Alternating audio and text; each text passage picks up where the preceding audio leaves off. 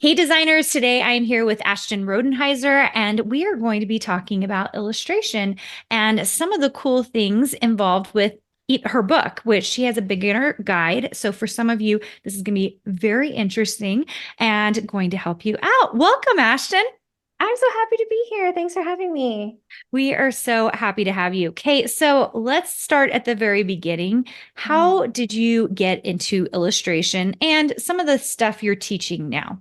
Yeah, so out of college, I started working at a family center, and I was introduced into the world of facilitation. So facilitation is quite different than teaching because it's really about harvesting the wisdom of the group rather than standing at the front of the room and teaching someone something.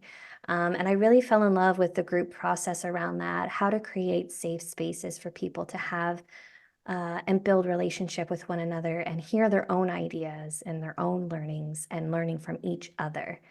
And after I had been doing that for a little while, someone introduced me into the world of graphic facilitation, and I didn't know what that was, but I took a 1 day course and was totally hooked. And that was about 10 years ago now.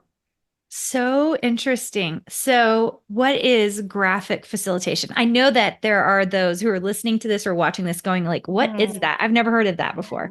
Yeah, so you often find me in meetings or strategic planning sessions or conferences, basically any place where someone is delivering information to a room or a crowd, or people are having a discussion about something.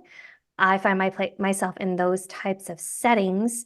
So as people are having that conversation or doing those presentations, I'm listening, I'm trying to make sense of what I'm hearing, I'm synthesizing that information, and I'm drawing it live in real time. So the goal is when that conversation is done, or when that presenter is done presenting for that hour, I am pretty much done as well. And then you have that visual representation of what was just discussed or presented.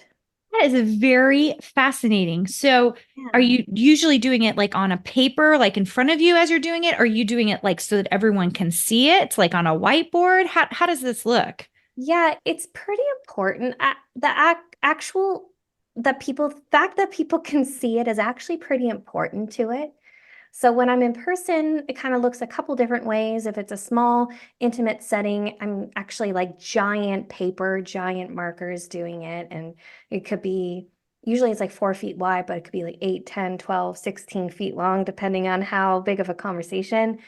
And or I can do it digital. So I have a little screen with me and that gets projected on a screen. So everybody sees every little spelling mistake I make, every time I move something around, every time I erase something.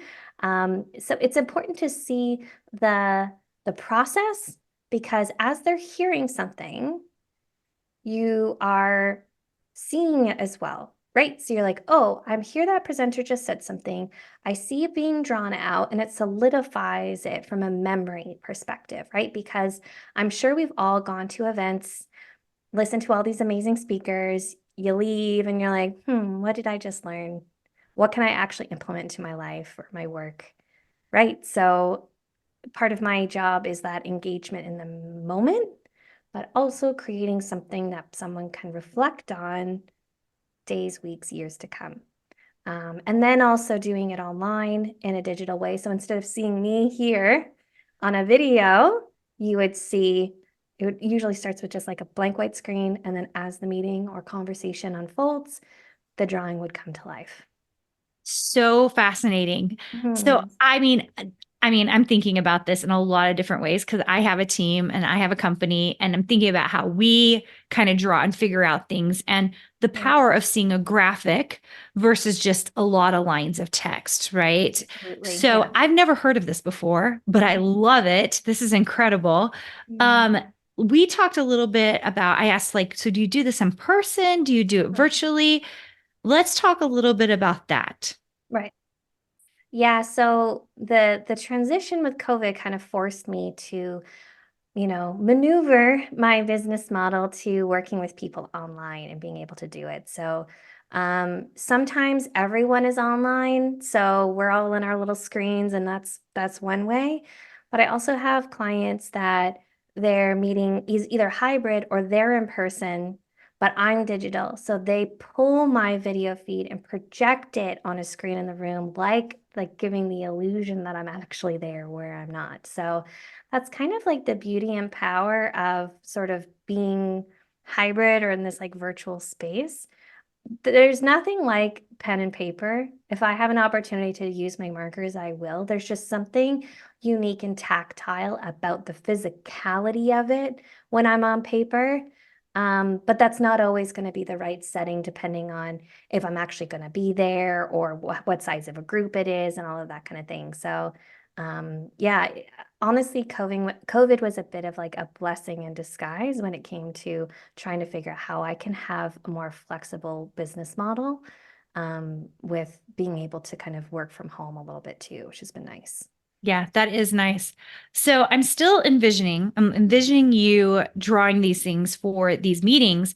And I'm wondering if there are some things that are harder than others because I'm making Mm. assumptions that like you like do something for one company and they have like specific words and jargon that they use and you're trying to build something out for them and you're not maybe 100% sure what everything is versus maybe that's every company. I don't know. Are Hmm. there companies that are easier like that you're drawing things out for just because you understand it better? I'm super curious about this because I'm assuming Yeah. this particular type of design work or illustration work requires an abundance of critical thinking.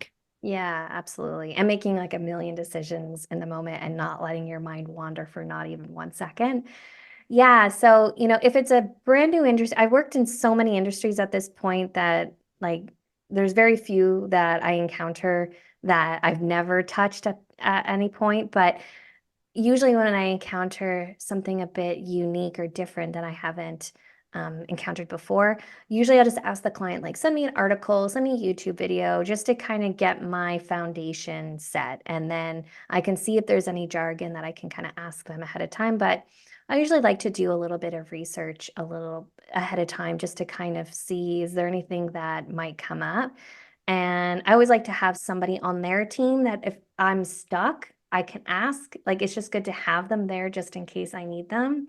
And usually it's just like to spell different things. It's usually mostly a spelling issue than a comprehension issue. But um, yeah, that's sort of, depending on, might end up doing a little bit of research ahead of time just to sort of prepare. But some of the industries that I just tend to like work in over and over again, even though they're quite complex, I've worked in them for so long that like I'm like, I could probably get a job.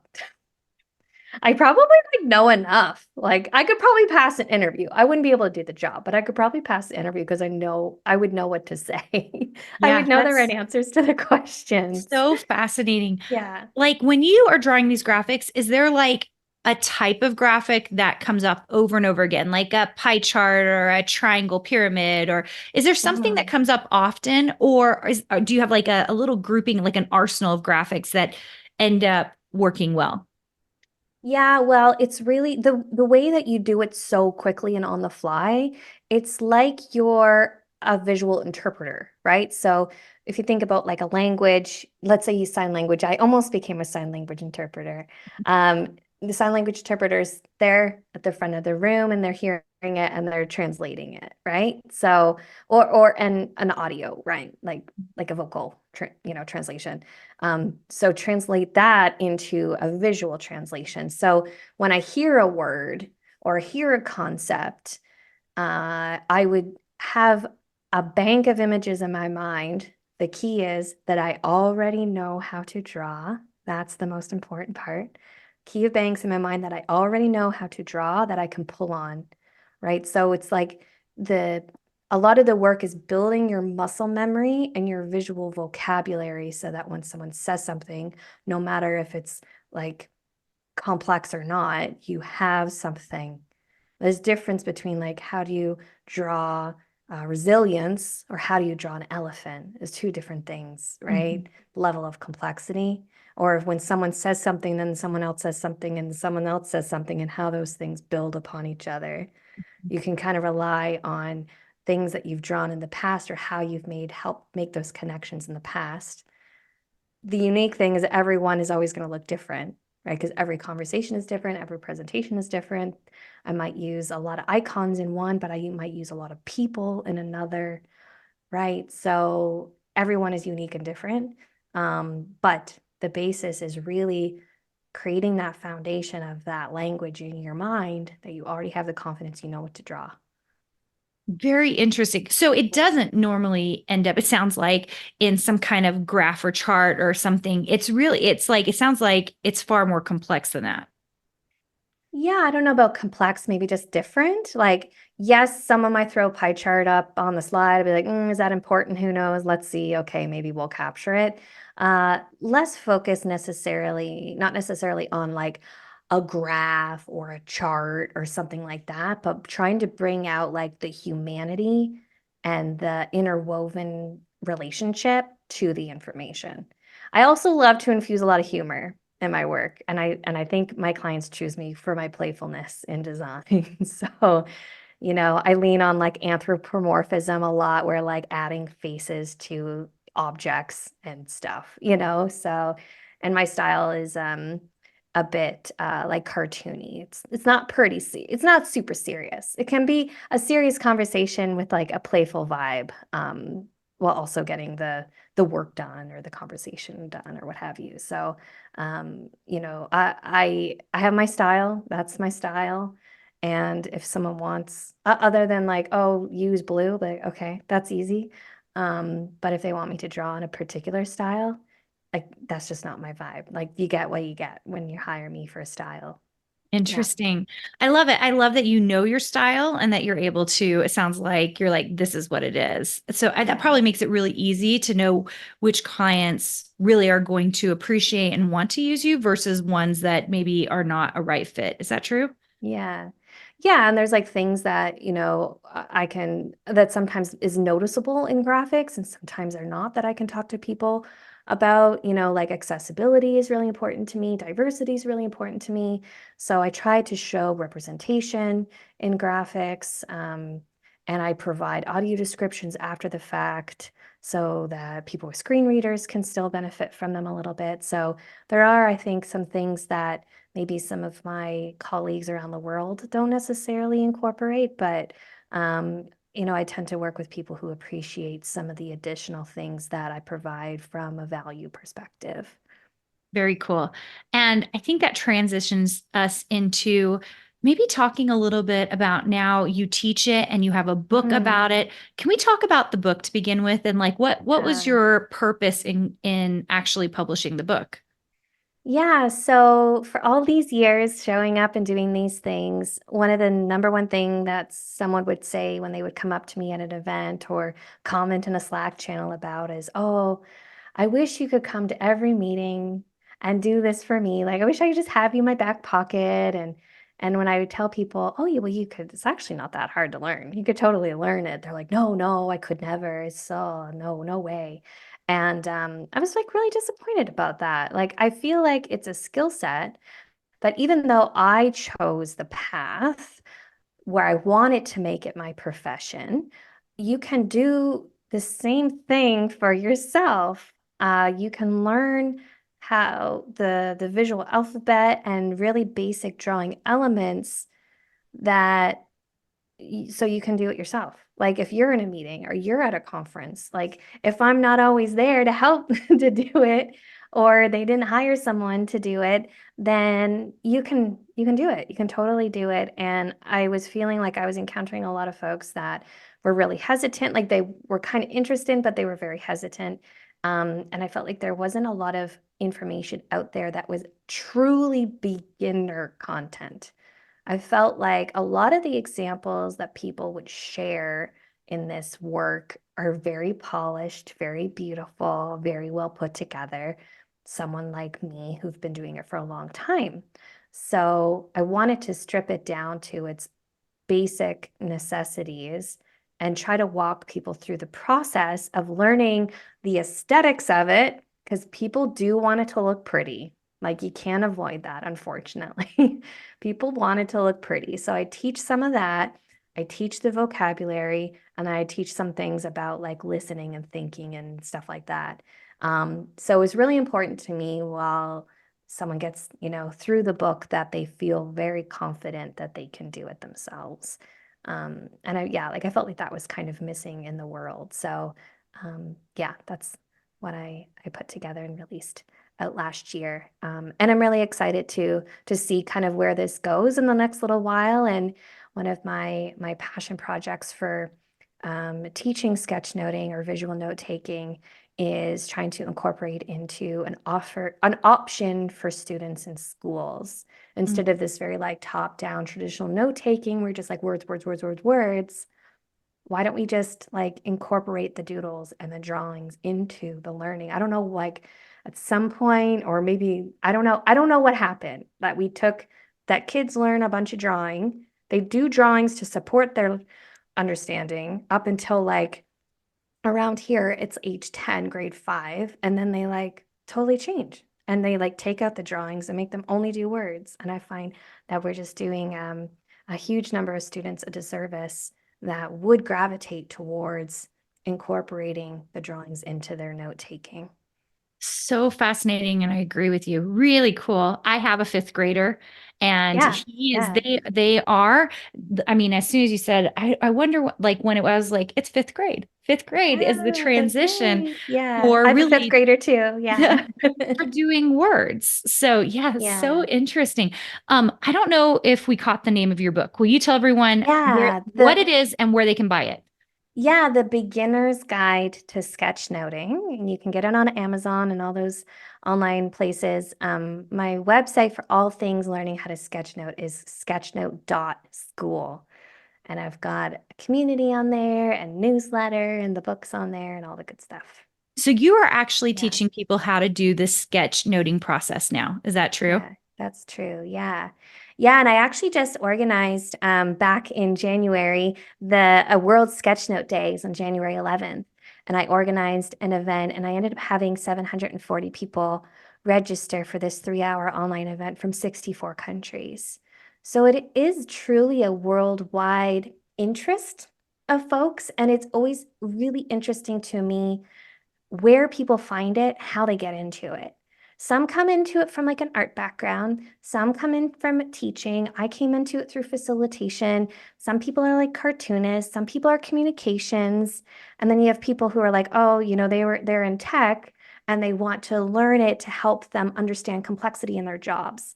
Right. So there's so many different ways and backgrounds of people that use this to help them, focus better, increase their learning and comprehension, but then also try to use it as a way to help them break down complex ideas. So when I was writing the book, I thought a lot of people would want to learn it for their learning, to increase their learning and their comprehension.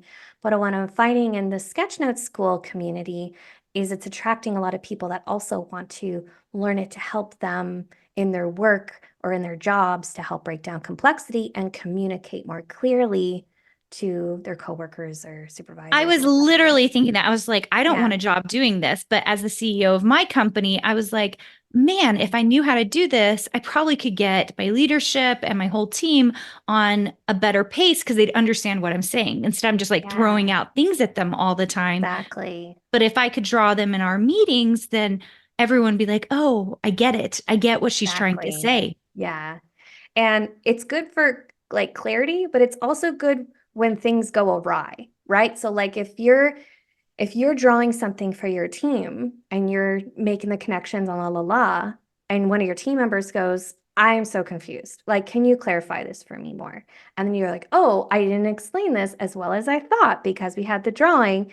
I'm realizing these connections don't connect. Like there's a we're missing something here.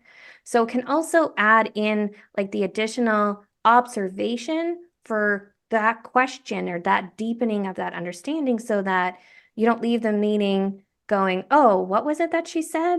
Or you have like a really clear understanding of what it is that you are looking for or whatever it is that loop. Like you could even like doodle out like your whole marketing strategy. This goes here, this goes here, this goes here, and people know exactly where they fit as well. Yeah, so incredible. Ashton, if they are looking for you, if you are listening and you want to find out what Ashton does, where should they go? Yeah, I would say Sketchnote.school is definitely the place if you think this is really interesting, you want to see what this might look like to learn for yourself. You can definitely head over to Sketchnote School.